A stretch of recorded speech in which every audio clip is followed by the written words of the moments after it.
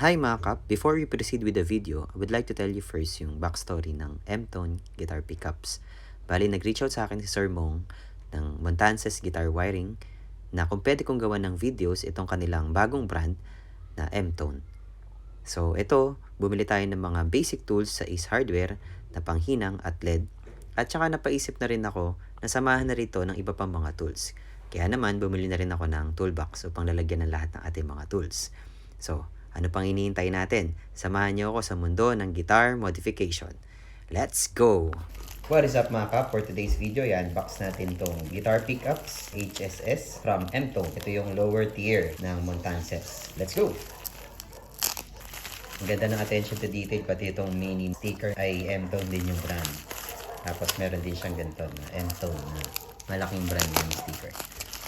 So naka-bubble wrap siya para safe. Ayun, isang malaking M-Tone sticker. Sorry, nasira na. Ipuksan natin. Ito. So yung humbucker niya, tinanong ako kung ano yung gusto kong itsura. So merong chrome na itsura, tapos merong black. Meron din yata yung zebra na style, at saka white. So or green yata yun. So ito yung napili ko. Check lang natin. Oh, may plastic siya. Gawang Pinoy yan mga ka. So ito yung wire niya. So yun lang talaga disadvantage ng chrome, dumihin siya. Pero ang ganda ng niya, aesthetics.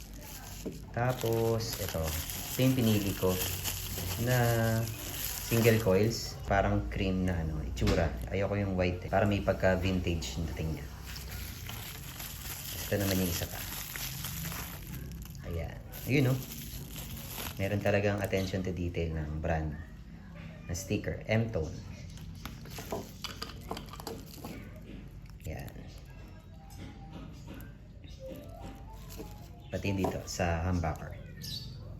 At ito yung mga screws niya at saka mga springs. Ang totoo niyan mga kap, ang special sa video na gagawin natin ngayon, guitar mod natin, upgrade ng mga pickups, ay ako mismo yung mag-i-install. In-encourage tayo ni Sir Mong ng M-Tone at ng Montances pickups na tayo na yung mag-DIY. Bumili ako kanina sa Ace Hardware ng panghinang, basic lang, at saka ito yung LED niya.